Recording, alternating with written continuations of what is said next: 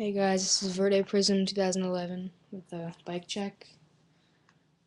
I got ODI long neck grips, a fit seat, and a Colt post because it's a plastic seat, the stock seat.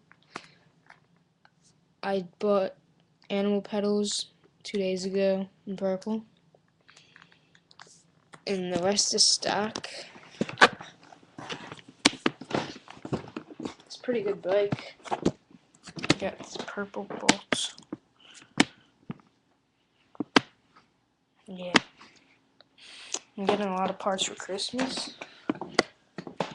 $220, I think. That's how much all the parts cost.